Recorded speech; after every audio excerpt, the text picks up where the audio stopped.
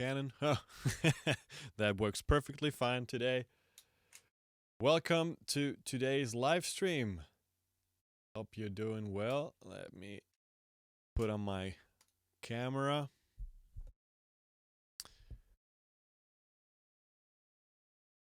I'm really happy we're going to have a special guest tonight. We're going to have the wonderful, here we are.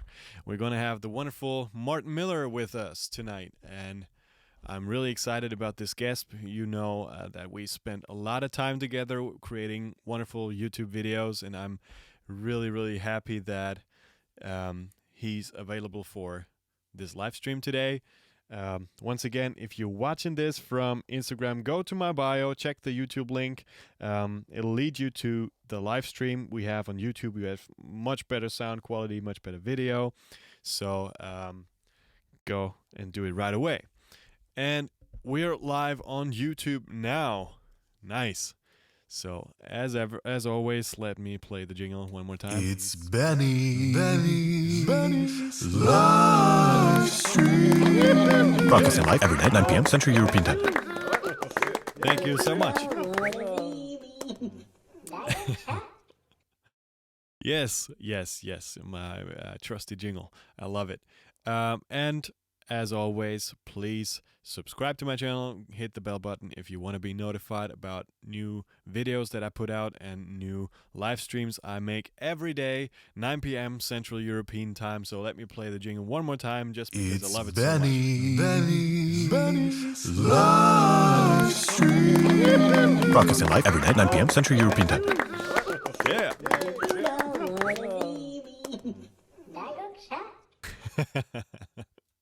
I love it.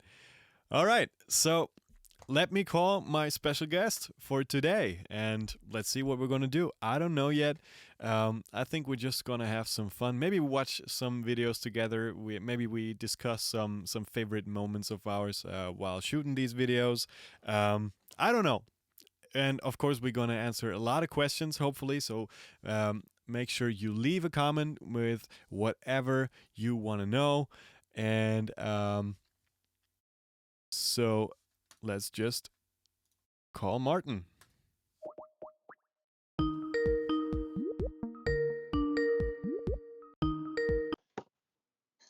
There he is. Hello. Hey, Martin. Hello? Oh, there you go. Oh, there's like a delay between. There's a delay between the stream and. Because I forget the phone. I'm watching the stream as you're calling me, so there's a. Oh. Hey, how are you? You can't get enough of yourself, right? Oops, that was me doubled. This is how we do it. All right. Hey, Martin. How are you, man? I'm good. How are you? I'm pretty good. It's like, I don't know, number 15 on YouTube of my live streams, and I think must be like 33 or 34 on Instagram already. So this is very exciting, and I just started out as soon as this Corona madness started. So I'm still pretty new to all of this, and trying to get my setup. I'm at 0 live streams, so I got some catching up to do. Well, but you got some other videos covered, so Yeah. you're much better on the produced video side than than I am at the moment. So it's more my bag. I wanna start with that too. So actually did a lot of like film footage that I want to use for all kinds of produced stuff, but I didn't manage to figure it out to actually like put it together to. I'm just gonna bring up YouTube here so I can be in the comment section as well. Oh yeah. There it goes. As well.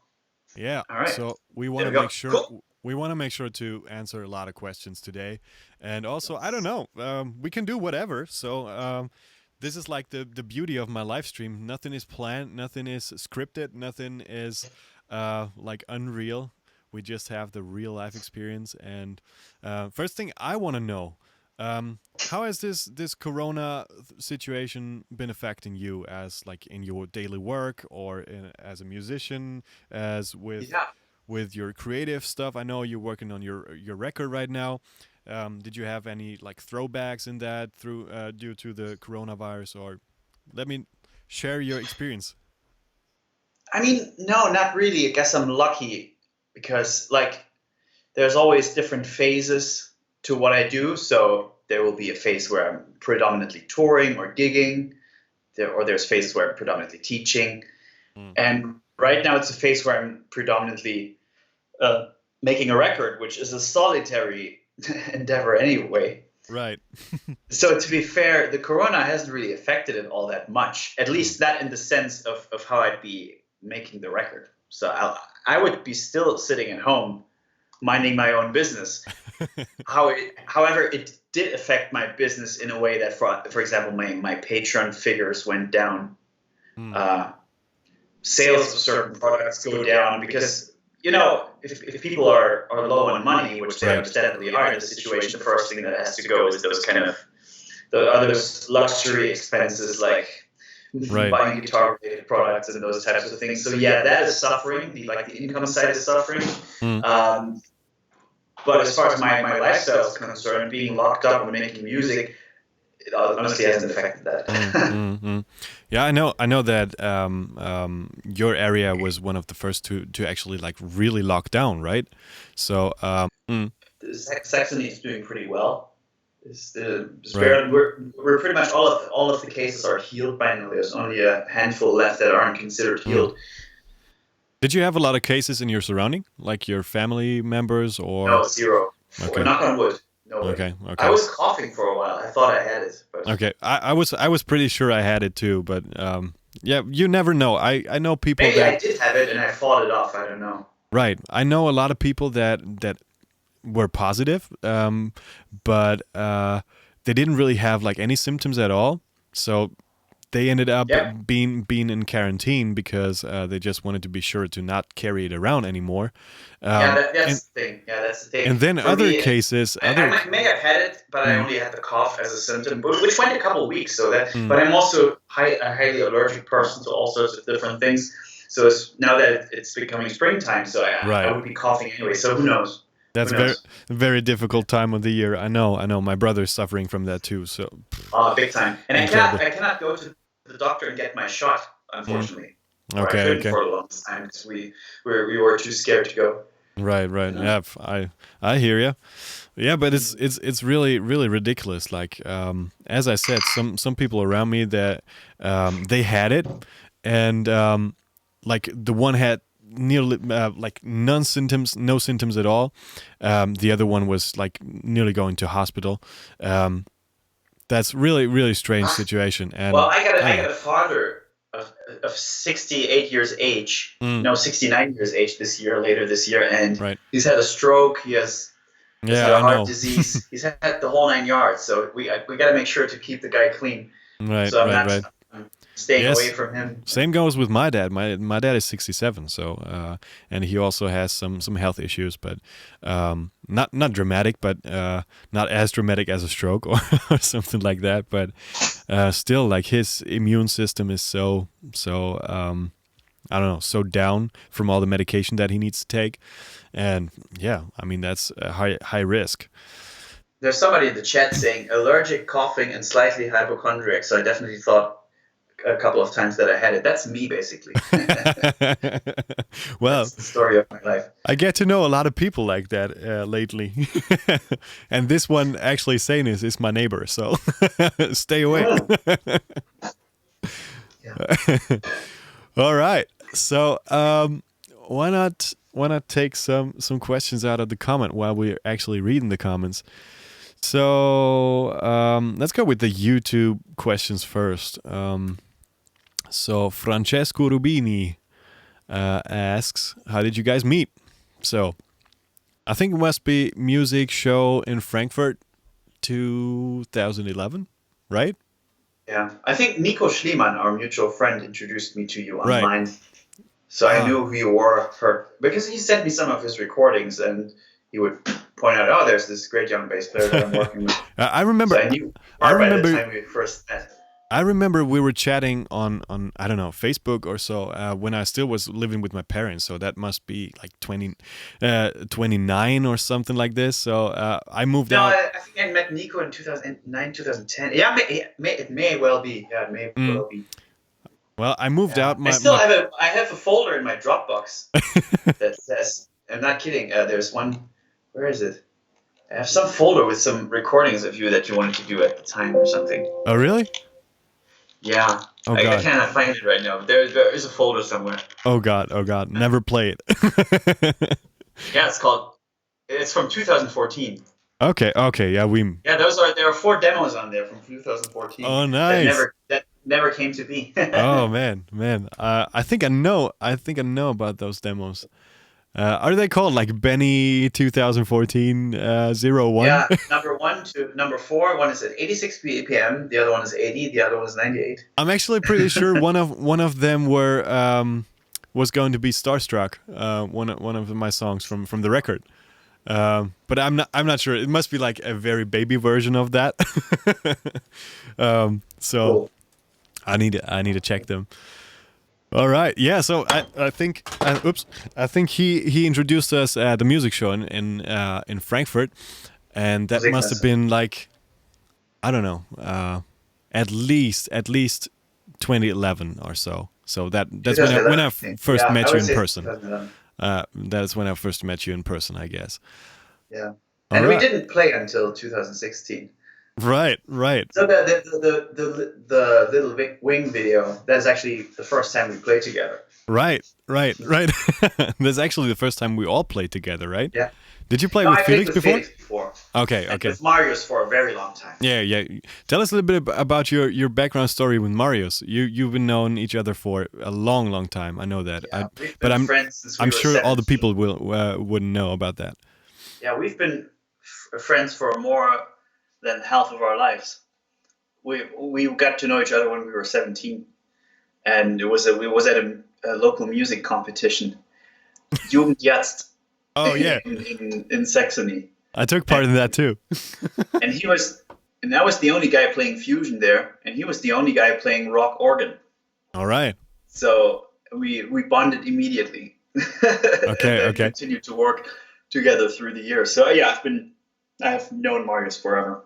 Nice. Yeah. And you actually lived together for a while, right? We were roommates for 2 years. Yeah. That's so cool. That's what that was when you in college. In college, yeah, when okay. we were in college in Dresden. Yeah. Okay, so did you? I almost forgot about that. Did you graduate? Did you graduate the same year?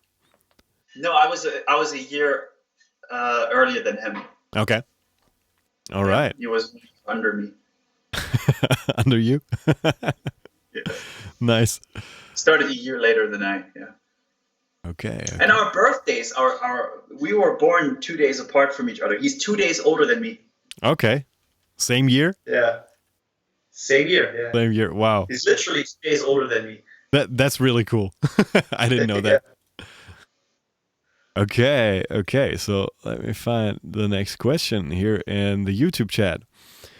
When you're playing together with, for example, Toto Tribute, who's making the arrangement?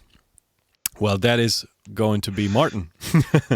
I wouldn't call it arrangements, right? It's not like I'm sending around sheet music. I just throw the tunes together, and the arrangements just happen by themselves, don't they? Well, you definitely put together something to rely on, but I think like the final touch. I don't tell anybody what to play. Yeah. It's just the overall structure, the amount of bars. Right. Yes, like the sequence of the songs, yes. But well, like, for example, that bass solo you do in Africa at the end of Africa. Right. Nobody knew what was going to happen there. Right. Yeah, we did that on spot. That's right. Yeah. So we usually end up like Martin is sending around some cut together medley, and like he's very thoughtful with all the preparation stuff. So he already like thought about the transitions, how to get from one song into the other, and so we actually like maybe put a final touch together on the arrangement side of things. But you actually making a lot of thought process before you send out some stuff. The thing that takes the longest is probably doing a click track.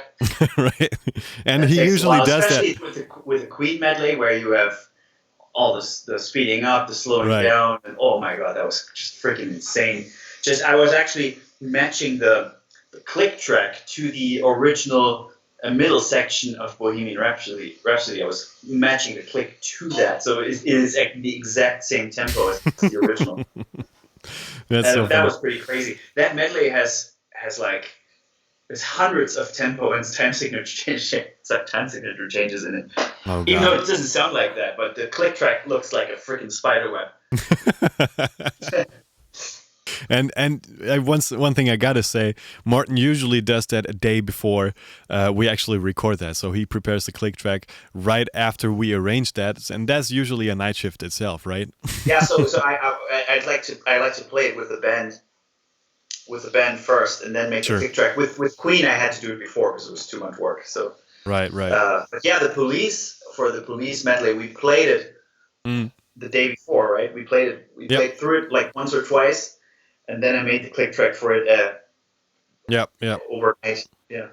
But that was like the medley that was the most straightforward, I guess. Oh, it was so easy. That was easy. musically very easy, but like, you know, like all the solo sections and stuff, we need to figure that out, of course. But like from the transitions and everything, that was so smooth and so easy going. Compared to the Genesis medley, it was a walk in the park. That's very true. Well, if somebody says you used to click on Shining Crazy Diamond, no, we didn't. Actually, there's a brief moment where I just go to the laptop, press the space bar, and that's when we start the click. Right. So I don't show it in the video, but I'll just, on numerous occasions, on numerous medleys, it happens in the Genesis medley too. I'll just turn around really briefly. You can see me hit the space bar on the laptop, and that turns on and off the click. And sometimes I had a number assigned to it. Like on the Genesis medley, it was so complicated because I had to stop the click at one point, play, and then I had to have the singer go over and move the slider of the DAW to the next section and press space for me and stuff like that. It was really messed up. It was really messed up. Yeah, but we worked it out. I mean, yeah. All of these medleys are so much fun. I gotta say. But all the rubato stuff in the Queen medley is to a click. So Queen medley is click start to finish. Even the Don't Stop Me Now intro and everything is to a click. Mm-hmm.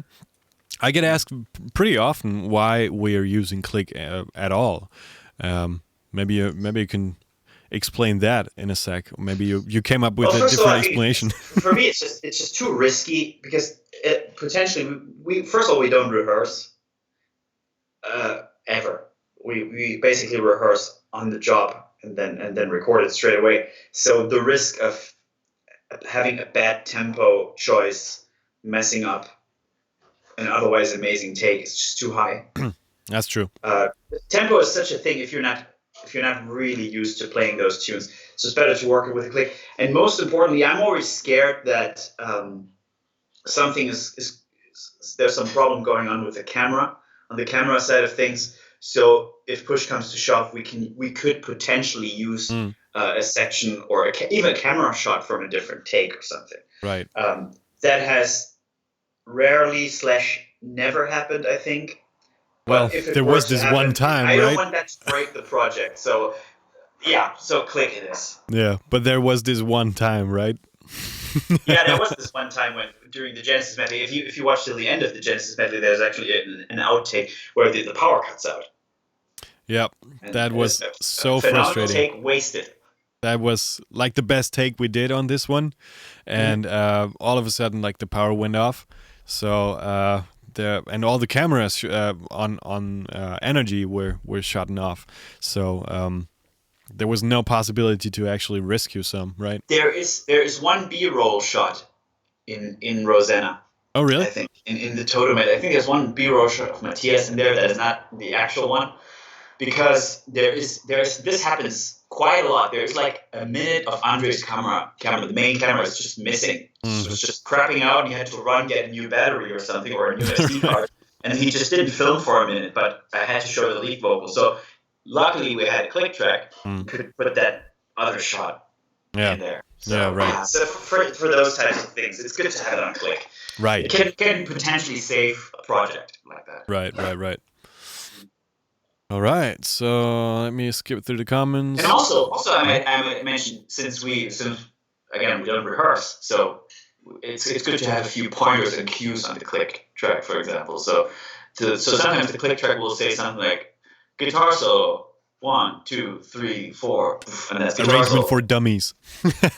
Yeah, or like Kashmir. Like that was Right. such a Oh, song man. that has like 3 different sections, but they all come at random in a random order. And it's just good to have A section 1, So 2, true. 3, 4, B section 1, 2. So true, so true. Yeah. I remember driving back to the hotel with Mark, and he said, "Okay, now I won't want to hear this riff for the next 20 years," because we played it like, I don't know, 4 times, if even 4 times. I don't know, 3 times. I think, yeah. 3 or 4 times, and but every take was like 8 minutes straight of ba-da-da, da-da-da, da-da-da.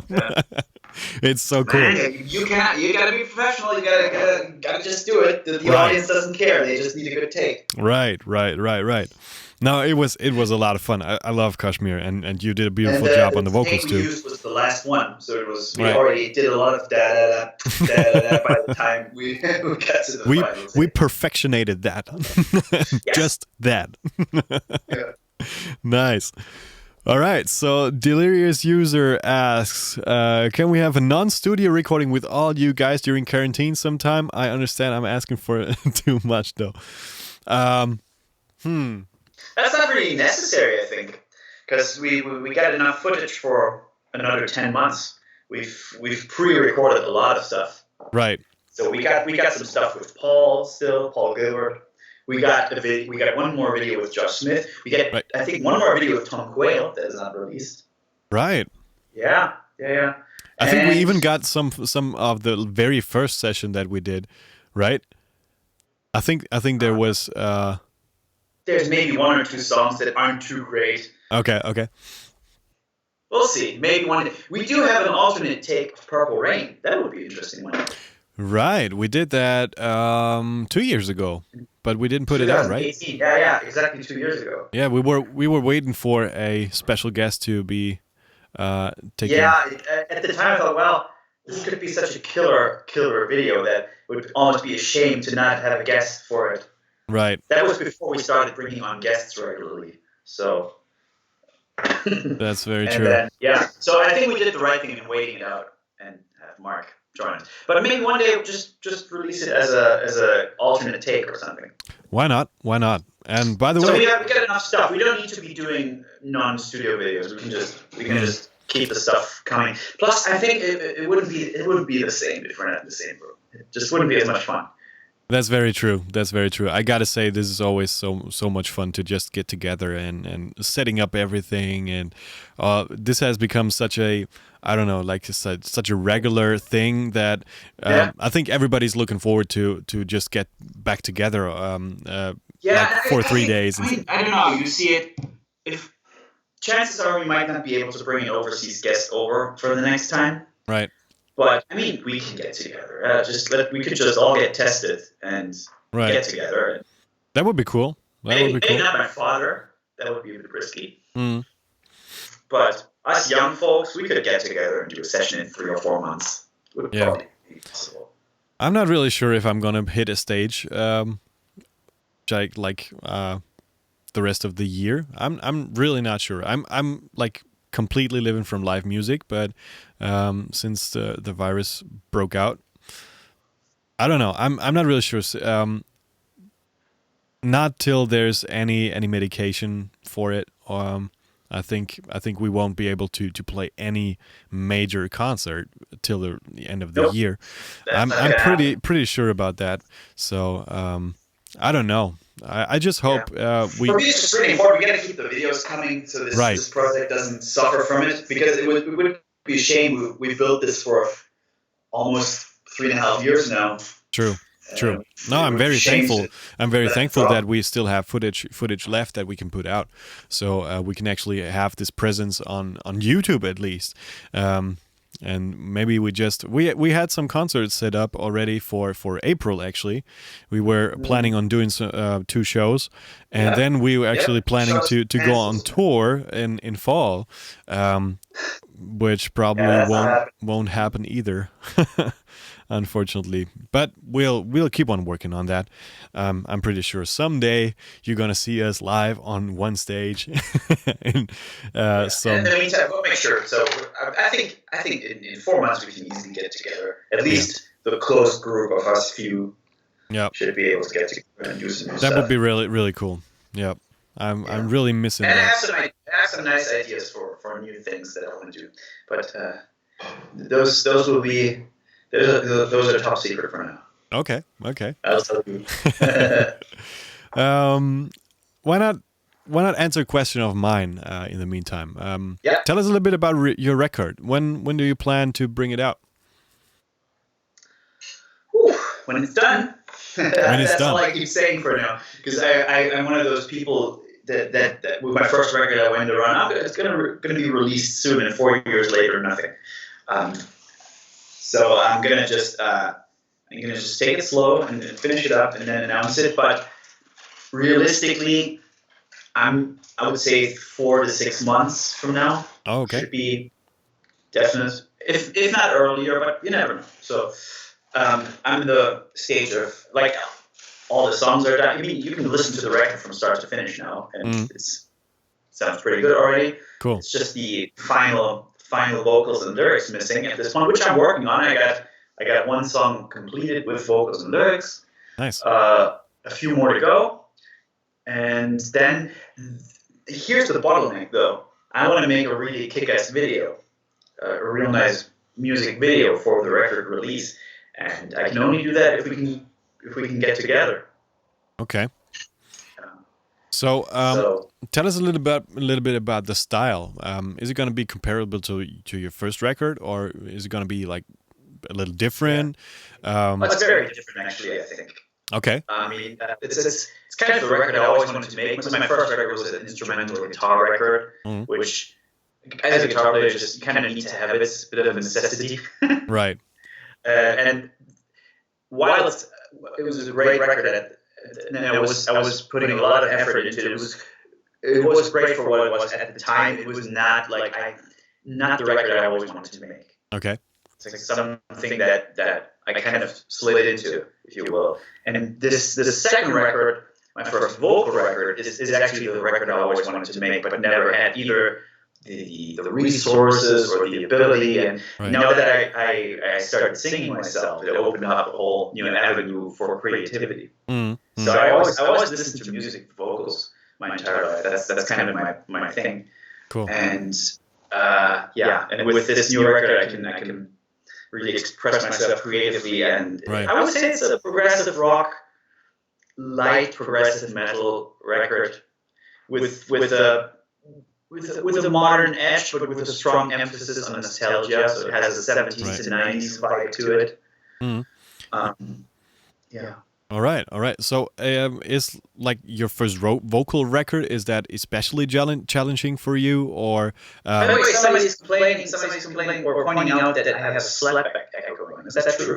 Probably my mic is my gate to the mic is too low. Could be better now.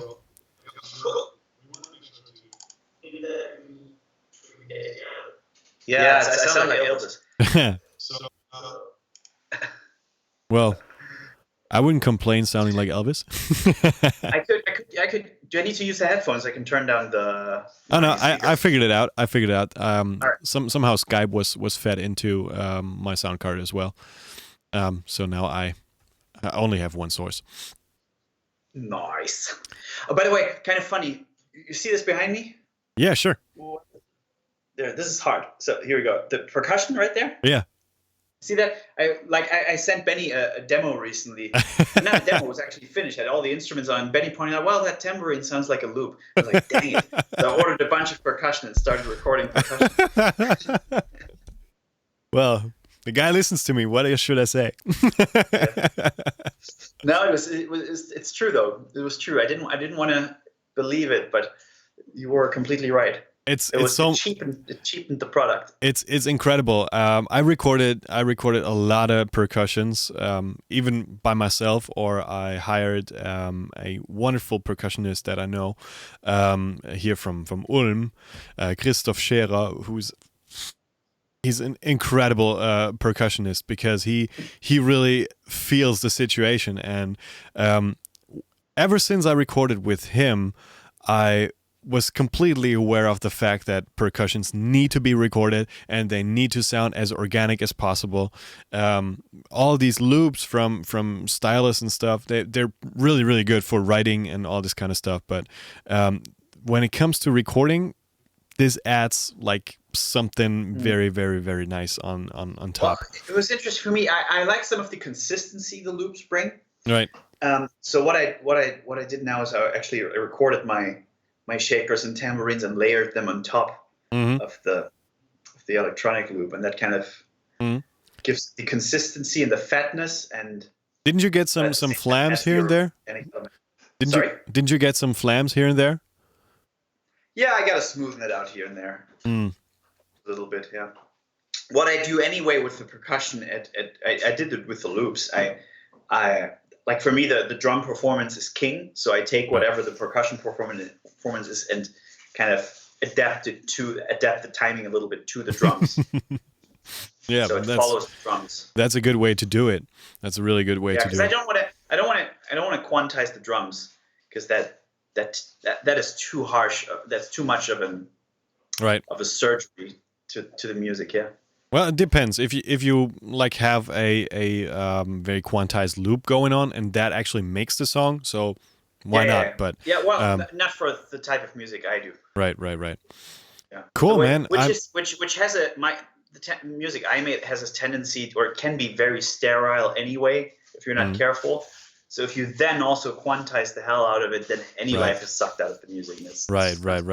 Not my thing. I like the old progressive rock records that have a lot of character to them. Like contemporary progressive metal, especially, is, to me, feels very plasticky and boring. True. Because of that. Yeah. That's true. I'm not really into that style, but the stuff I listened to was just as you said, like very, very. Like almost too consistent in every way, and you can hardly hear any. Yeah, I mean, nobody sounds like that. You couldn't put 4 or 5 people in a room and have them sound like that. That wouldn't ever happen. Exactly. All right, so let me skip through some comments here. How do you guys go about composing the rhythmic sections in your songs while composing in Logic, for example? How do you guys go about composing the rhythmic sections in your songs while composing? Tough question. It's very specific. I don't really have a rule of thumb for any kind of like harmonic or rhythmic section. Does he mean the rhythm section? Yeah, I think like the comping. Probably. I don't know. Leave another comment how you actually meant this question. Well, if you mean comping, it depends on the style for me. Like, for example, if it's a kind of improvised rhythmic feel, like we play with our band, for example, here's 16 bars of music or 32 bars of music. This is the chord structure and this is the style. And but then you, for example, would improvise the bass lines, right? Right. And Felix would improvise the actual beats that he's playing, etc. Right. If that's the case, I just program a really cheap placeholder and leave it up to the player. On my new record, however, there's a few sections where that's the case, but for the majority, it's just composed music. So I would just pre-produce the music. I would write the bass lines, write the drum beats, and then whoever I send out the music to, or whoever has to record it, has to follow the rule book. Right. Has to stick to the script. Yeah. That's exactly how I do it with my songs. If I lay them out, and you guys saw me laying out a lot of stuff in these live streams, I do produce some drums. I do produce some, I don't know, like some rhythmic patterns, and I do use programmed percussions as well. But when it gets to like seriously recording stuff, I usually hire somebody. Although sometimes I want this programmed kind of sound, and then I add like different kinds of organic sounds to time. So I only think about what the song needs in this particular case, or arrangement wise.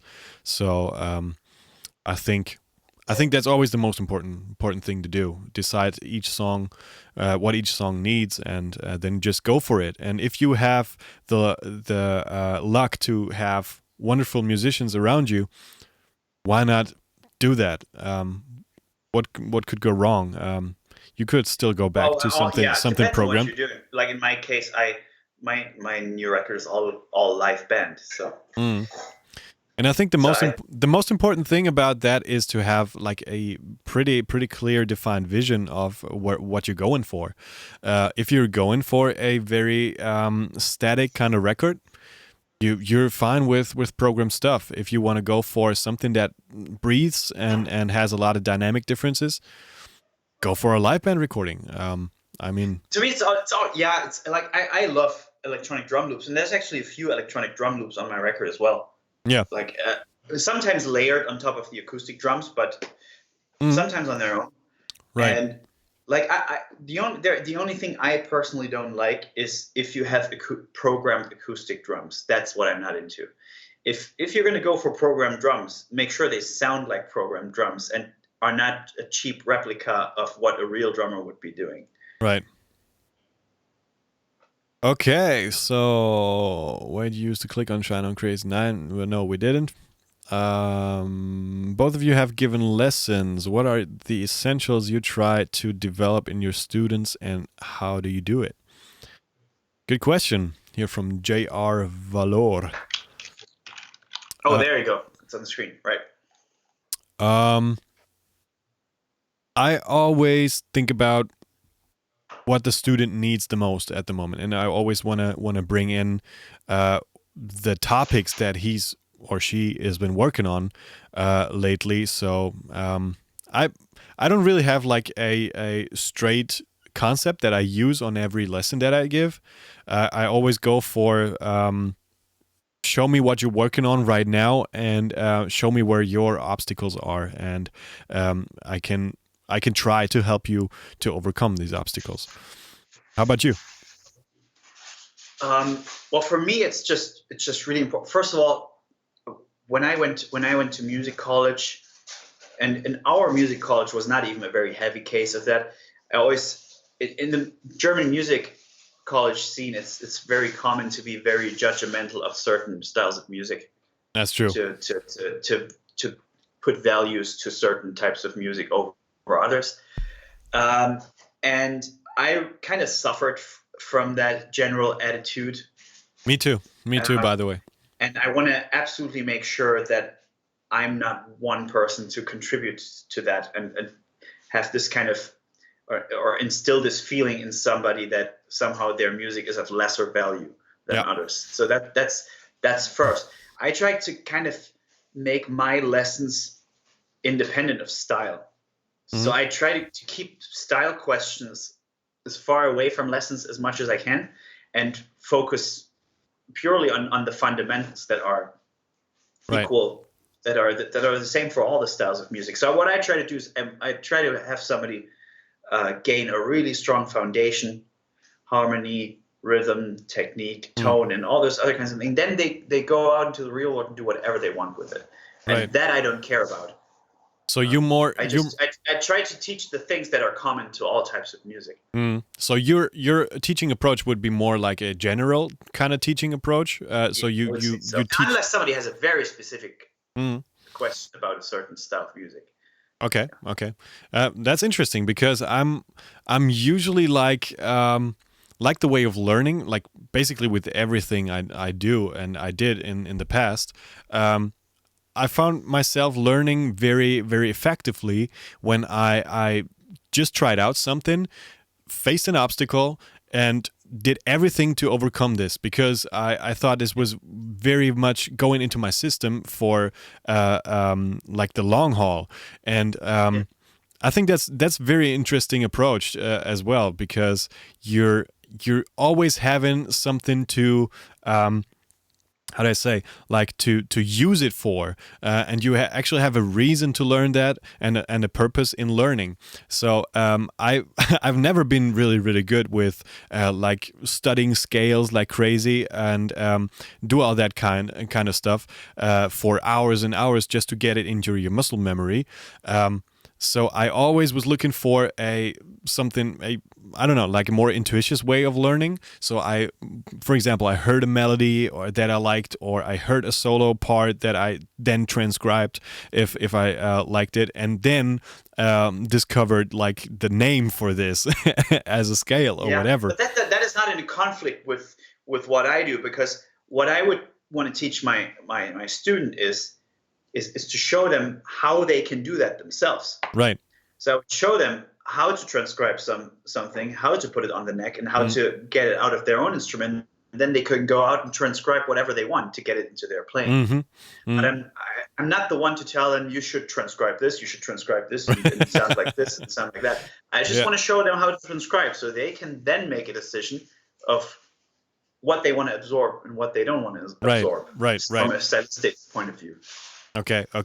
Yeah, I don't think it's in conflict either. I just think, and I actually took this from one of the very first Victor Wooten videos on YouTube back in, I don't know, whenever I started with YouTube, like 2004 or so. So I remember there were like 3 or 4 videos of Victor Wooten talking on the internet. And that's it. Nothing more. I think I saw those. Probably in front of like a blue backdrop or something. It could be. I can't remember. But I remember what he said. He was talking about his bass nature camp, and I've always been a huge fan of Victor Wooten, both in bass playing and his whole approach on music, and this nice teaching approach of regarding music as a language. And he was talking about the fact how a baby learns a language is actually the best way to learn. And there you go. You have imitation, you have like starting with a few words, and then like you learn new words by using the new words. And that's the funny thing. I think there's one logical flaw to that. Yeah. Because babies are babies and they're not adults. True. So their brain is much more like a sponge, and they're learning when they're young. They're learning whatever they're learning turns into their mother language. If you're not a child anymore, if you have an adult brain, learning will be different. You won't be absorbing stuff that's just thrown at you. So you need to have a more academic approach. This is what I always say. So there are certain freaks of nature that learn really early and learn really well, and they can like. You look at videos of Joe Bonamassa at age 14 or something, and he just anything that was thrown at him, he could just absorb it, put out in his own way. Whereas with somebody who started later, such as I have, we need to be more meticulous about it. So it's not just about just listen to it, just absorb it. I needed to train my ear. I needed to study theory, and now I have enough fundamental skill to be listening to something and being able to copy it on the fly. But I had to study for it. I couldn't just absorb it. Yeah. That's why, for example, prodigies usually don't make good teachers, because they don't even understand what normal people, quote unquote, normal people are struggling with. That's very true. They never had those struggles. That's right. Why is this so hard? Just play it. Listen to it and play it. What's the problem? Right. Well, I don't know. I think it has a lot to do with how you started learning, especially an instrument. If we're talking about instrument, I remember learning like this, exactly like that. I couldn't read till I was, I don't know, 16 or so. But when was that? How old were you? I started with 11, and still a kid. Yeah, right. But there you go. I did learn like that, like all my fundamental skills I learned till probably 16, 17, I guess. So when I was really... Well, I think by then you put a name to those things, but you learned the fundamentals, like rhythm, where notes are and what notes fit together. You learned that. I had not a clue. intuitively. I had no clue, really. I just picked up the bass. I studied classical piano when I was very young, and Also, big contributing factor. That's true. Because That's true. that lays a foundation for so many things. That's true. That's true, especially in the muscle memory. But other than that, I was listening to the radio and just played along. I remember the days I was plugging in my earbuds with this like huge Discman back in the day, and like I had this very very small Ibanez bass combo. That was my very first amp, and I plugged in my larger headphones right into that and put them over my earbuds. And actually, my Discman was it was very very modern back in the day. Had a high pass filter function, so you could actually high pass the whole thing and had the bass frequencies from the large headphones. And this is how I learned bass. I just like figured it out somehow. I guess it was all wrong back in the day. You were young enough to just figure it out, because I have adult students that I could play them a very simple riff. Right. They're hugely passionate about guitar, and they spend a lot of hours a day playing guitar. But I could play them a simple riff, and they cannot match it. They just can't. They wouldn't know where to start. Not even. I had a student the other day that had a problem matching a 3/4 rhythm. I had the rhythm like 1 2 3 1 2 3 1 2 1 2 3 1 2 3 4. He couldn't do it. So as a child, you would probably listen to that a couple times, and then you got it. As an adult, it was so hard to understand. I needed to show him how to count it and all those types of things. It's you wouldn't believe the obstacles that some people face. So totally get it. People who started young and have a prodigal streak in them, they find it hard to relate to some of the struggles that normal people have.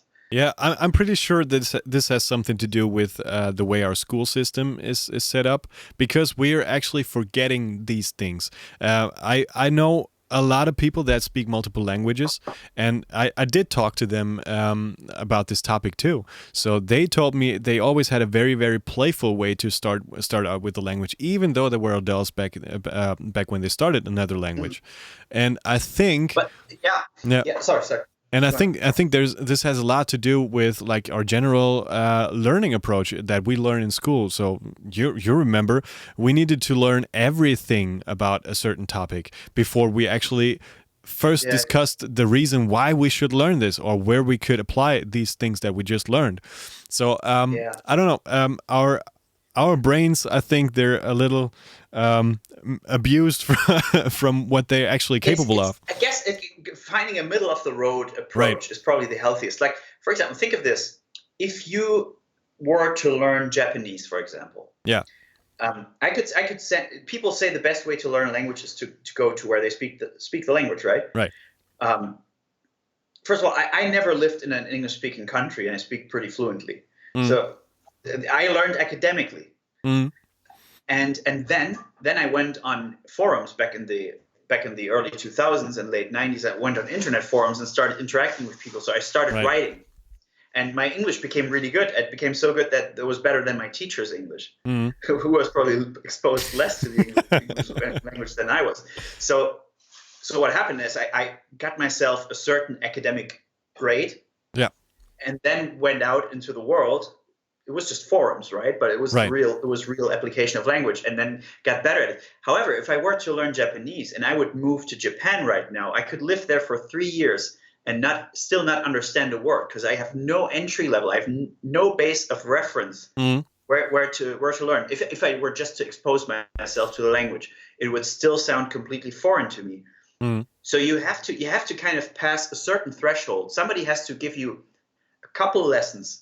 So you know what to listen for, you know certain grammatical structures, you know a bit of vocabulary, and then you can start listening to stuff and comparing it and putting pieces together.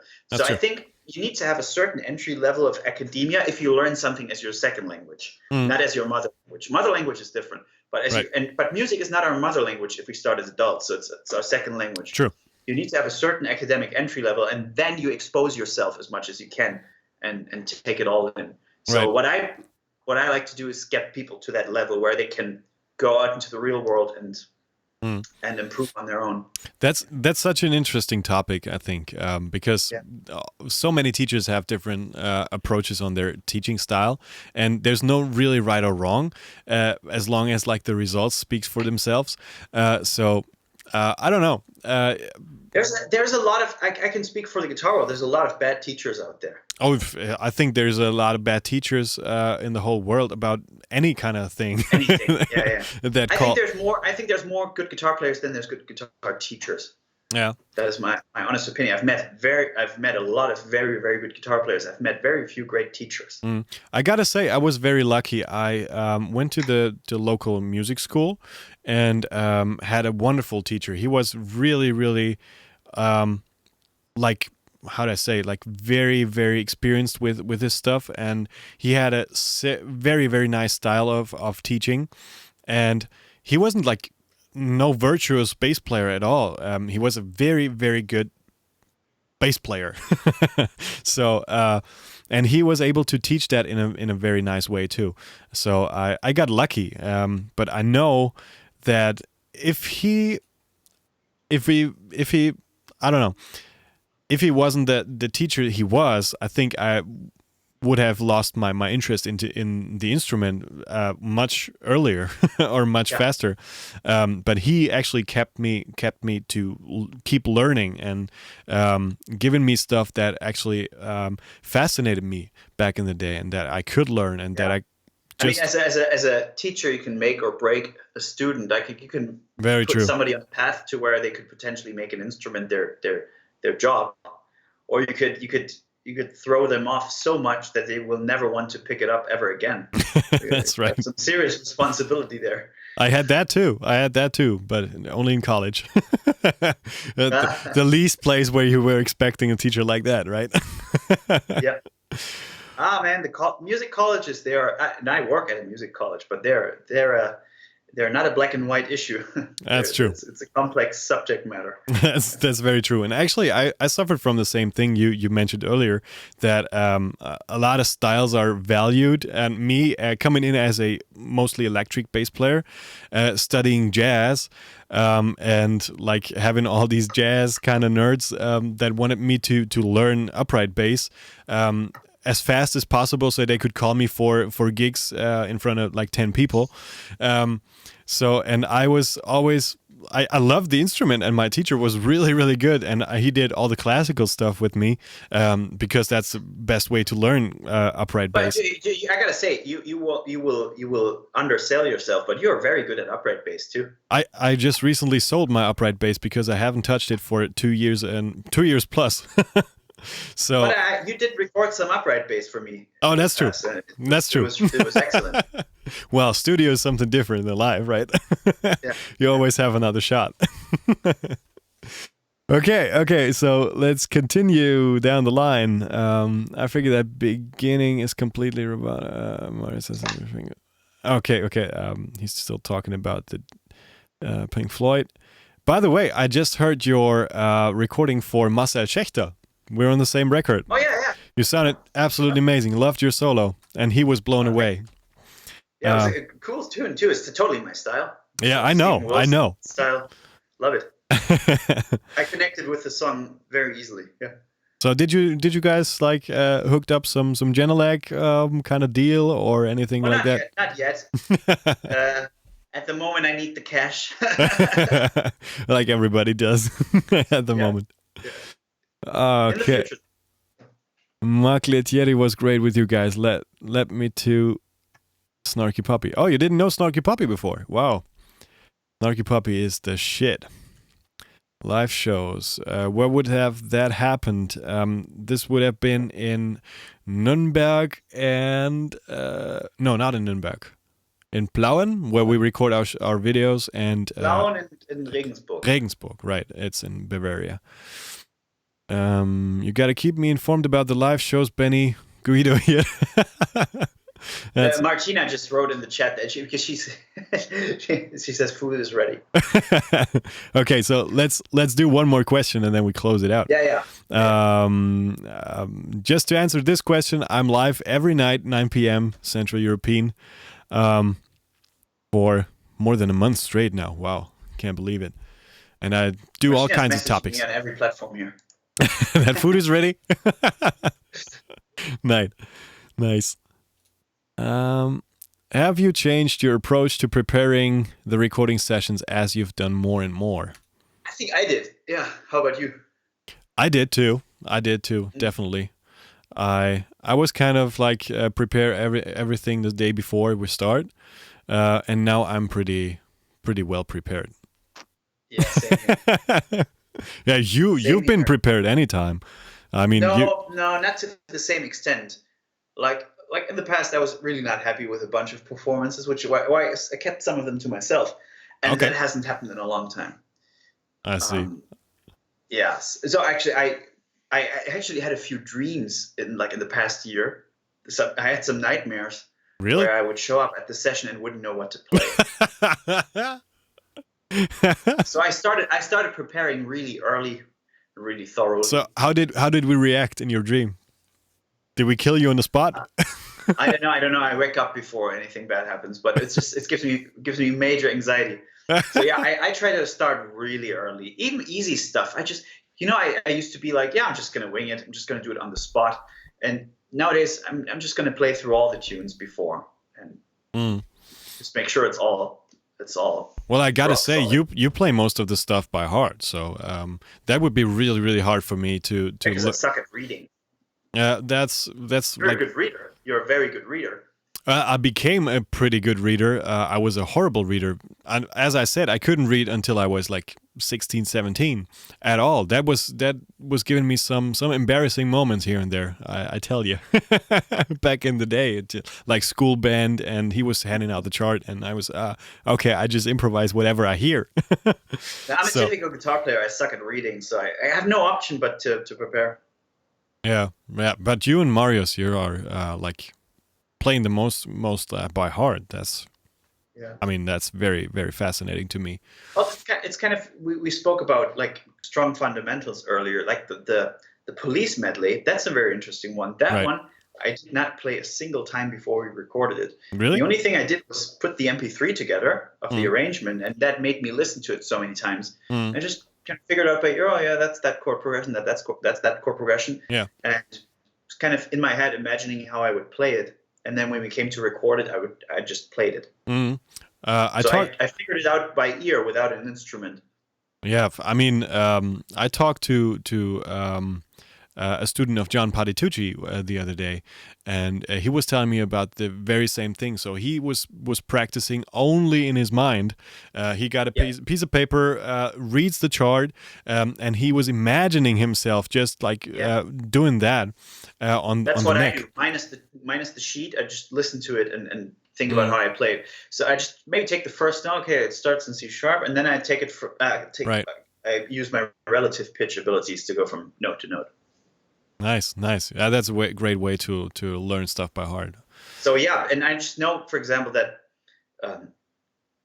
that a certain chord progression will be A minor, F major, G major, but then I'm going to leave open whether I'm just going to play the root in the third of each chord, or the root in the fifth, or I'm just going to play the seventh and the third, or I'm going to play full chords. I'm going to play something, just the bass notes really low, or something, or some ninth voicing really high. I just leave that open to myself. Okay. At the time. Yeah, I mean, you're a great improviser, so you don't need to figure out everything from like start to finish. I know that. All right, cool. Hey, man, it was such a pleasure to have you. I guess your food is ready. Thanks for answering all the questions. And there's still some questions coming up, but maybe you find some time to answer them. Other than that, thank you so much for joining me, Martin. Enjoy your food, and I really, really hope we can meet in person very, very soon. By the way, it was also after your recommendation. You mentioned HelloFresh to me at some point. Yes, I did. And we joined the family, and it's awesome. It's amazing, right? We have it for I don't know, at least half a year now. All the paper boxes are are stacking up, but other than that, we have such a great food, and I think we would be paying a lot more if we didn't have it. So we're really happy. Man, we just got into it. We love it. Do you have the vegetarian version or not? Yeah, because of Martina. I would love the meaty version. Give me all the meat, but Dude, gotta make compromises. there's so much stuff in there, you're never gonna miss meat again. Really. Yeah. I don't know how long you're on the train right now, but No, just a couple of weeks. Do the recipes repeat or? It took a long time to for them to repeat. Every now and then, like most of the boxes are having like some curry or so, but they're different. They're slight differences like every week. By the way, we probably have the same meals then. Do you have like the spinach risotto? And I did that today. Martina, what's going on today? Oh, she's not listening. Leave a comment. Let us know. We just had yesterday. We had this. Oh, what was it? I think today is vegan stir fry. Oh, okay. Like we have that too. I'm looking forward to that. Yeah. That's very cool. All right. So enjoy your HelloFresh, and we're gonna do that again very soon. So all right. Take care. Stay healthy. Yes, sir. And I'm gonna see you very, very soon. Hopefully. Bye, dude. Take care, my friend. All right. Where's Skype going?